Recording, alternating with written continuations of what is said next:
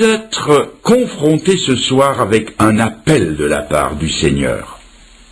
Et à cet appel, vous allez répondre par oui ou par non, ou ne pas répondre du tout, ce qui équivaudra à lui dire non. Et ce soir, dans les dernières minutes de la rencontre, je vous le dis au début pour que vous ne soyez pas surpris, nous aurons un moment de recueillement. Un moment où nous allons faire un choix intérieur, car l'Évangile est essentiellement intérieur et personnel. Il faut se rappeler que le Seigneur Jésus a toujours appelé ses disciples publiquement. Et les premiers chrétiens, lorsqu'ils prêchaient l'Évangile, accompagnaient leur prédication d'une cérémonie de baptême public. Ils demandaient aux gens de s'avancer et de se faire plonger entièrement dans l'eau, d'après le sens étymologique du mot baptiser, qui veut dire plonger. Bien sûr que si je vous proposais le baptême ce soir, vous ne vous y prêteriez probablement pas. Je n'ai d'ailleurs pas d'eau à ma disposition. Mais il y a quand même une décision ouverte qui doit se prendre. Les soirs passés, j'ai offert une carte de décision à la sortie. J'ai demandé 1 minute de recueillement suivie d'une décision intérieure. Ce soir, je demanderai quelque chose d'autre. Pendant la minute de recueillement, je vous demanderai de faire le point dans votre vie. Et si vous êtes d'accord avec le message du salut, je vous demanderai de marquer votre décision par un geste très simple et pourtant difficile. Un geste qui vous engagera, non pas vis-à-vis de moi ou vis-à-vis de nous, mais vis-à-vis du Seigneur. Un geste que le Seigneur verra. Ce sera de lever votre main 1 seconde, ce qui voudra dire « Seigneur, c'est d'accord, je me tourne vers toi. Aujourd'hui, je t'accepte comme mon sauveur personnel. Et dans la main que tu me tends, je mets la mienne. » Ce geste, je serai à peu près le seul à le voir. Et je vous recommanderai ensuite à la grâce du Seigneur dans la prière. Préparez-vous donc pour cette minute de décision et que le Seigneur vous aide. Ces soirs passés, nous avons lu 3 textes dans les évangiles, 3 récits qui nous ont parlé de 3 résurrections opérées par le Seigneur sur la personne d'une jeune fille, d'un jeune homme et de Lazare de Béthanie. Le premier soir, nous avons vu la mort physique et sa défaite. Le deuxième soir, nous avons vu la mort spirituelle et sa défaite. Hier après-midi, nous avons vu les obstacles à la vie. Et aujourd'hui, nous allons donner comme titre « Premier signe de vie ». Et tout cela, je le rappelle, sous le titre général de la mort à la vie, ou bien pompe funèbre aux endeuils, ou la Camarde à reculer. Relisons donc ces textes en prenant d'abord dans l'évangile de Luc au chapitre 7 et à partir du verset 13. J'ouvre la Bible là. Le récit du jeune homme, fils de la veuve de Naïn.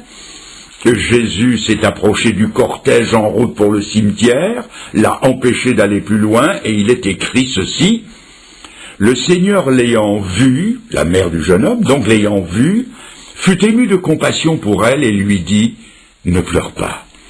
Il s'approcha et toucha le cercueil. Ceux qui le portaient s'arrêtèrent.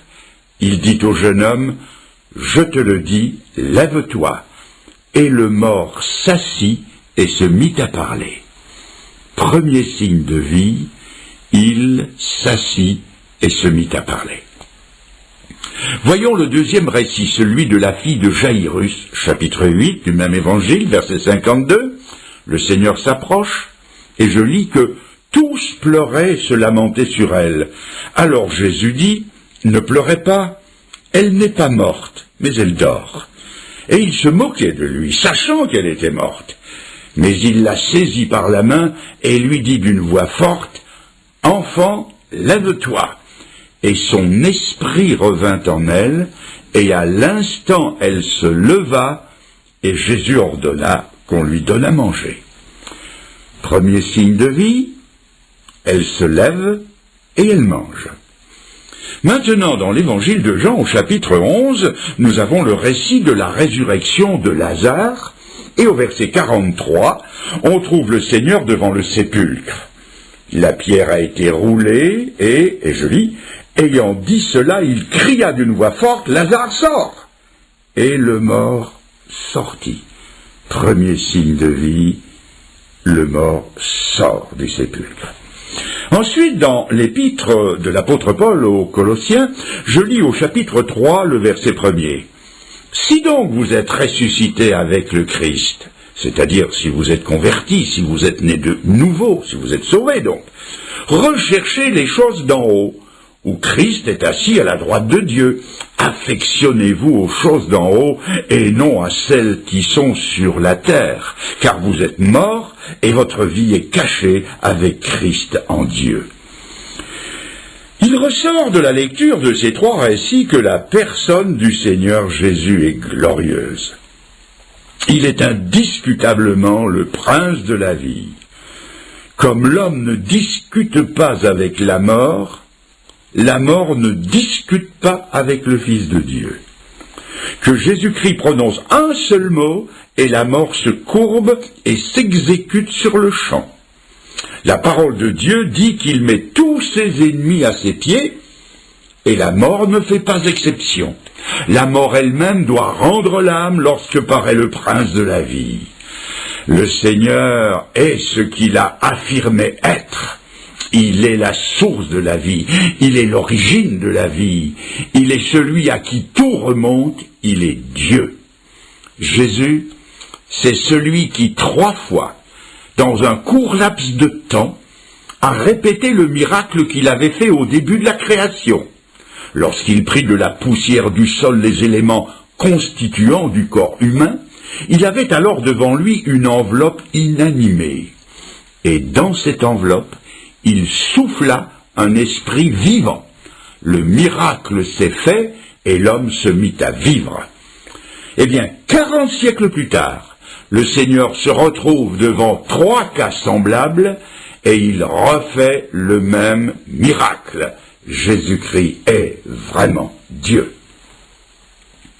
En premier lieu, il est bon de remarquer que lorsque le Seigneur a ressuscité ces 3 personnes, il n'y a pas seulement eu vie, mais il y a eu signe de vie, d'après le titre de ce soir. Le jeune homme s'est assis, la jeune fille s'est levée, et Lazare est sorti.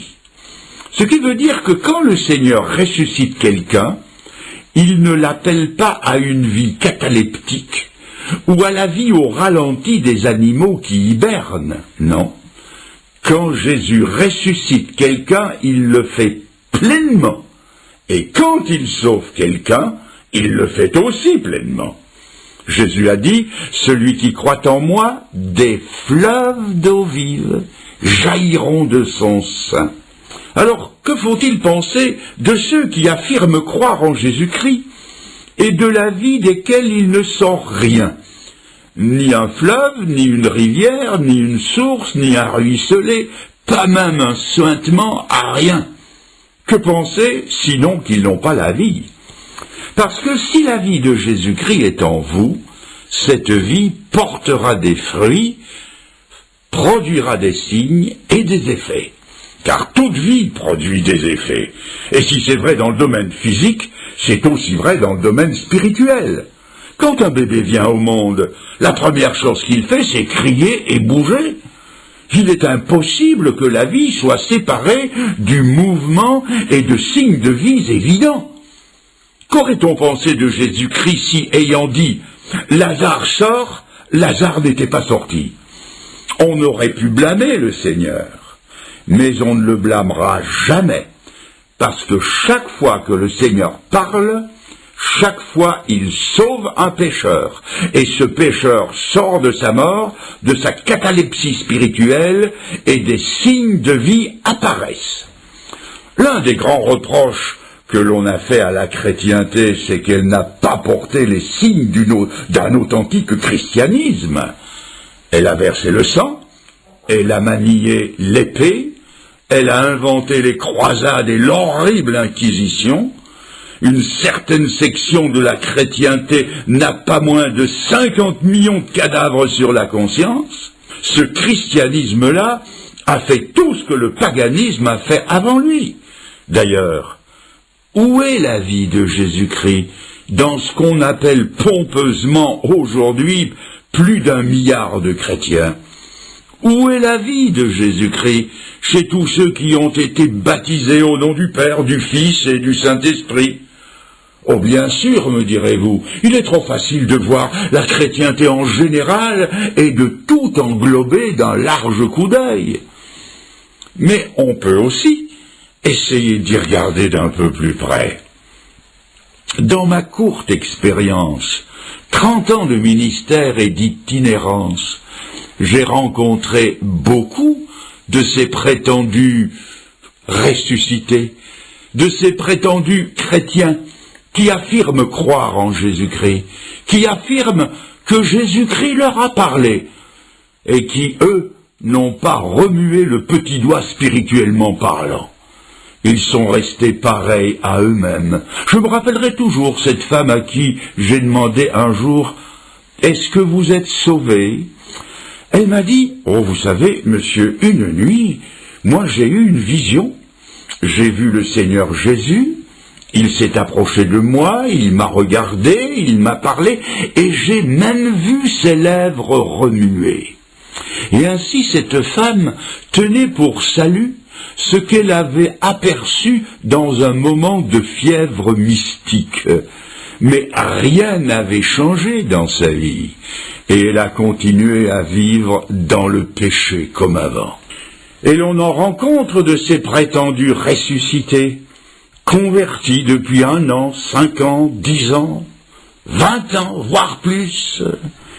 Ils n'ont pas bougé, ils ont gardé le même genre de vie mondain, ils sont restés ce qu'ils étaient dans le même état. Tout simplement, ils sont un peu plus morts qu'au jour de leur prétendue conversion.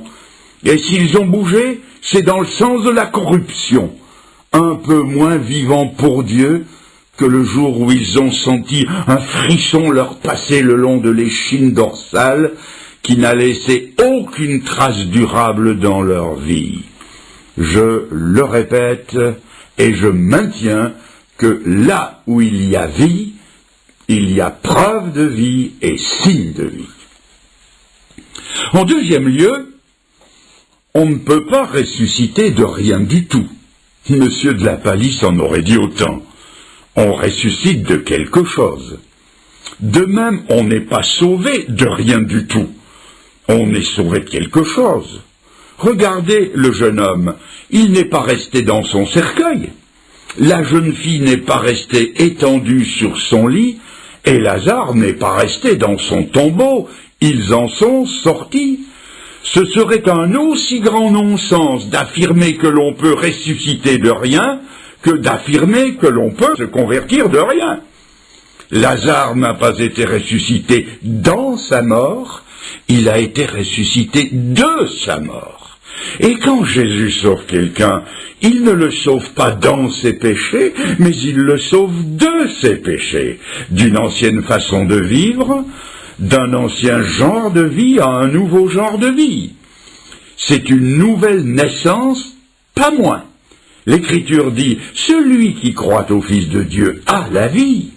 Et il est encore écrit « Celui qui est en Christ devient une nouvelle créature. Les choses anciennes sont passées, toutes choses deviennent nouvelles. » Il y a beaucoup de gens qui voudraient bien être sauvés, mais sans que le Seigneur touche à leur vie.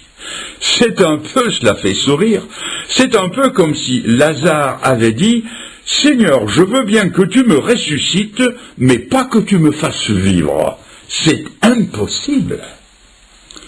En troisième lieu, nous venons de dire qu'ils n'ont pas été ressuscités de rien du tout, mais de quoi l'ont-ils été? La jeune fille est sortie de sa couche mortuaire. La vie qui a pénétré en elle l'a fait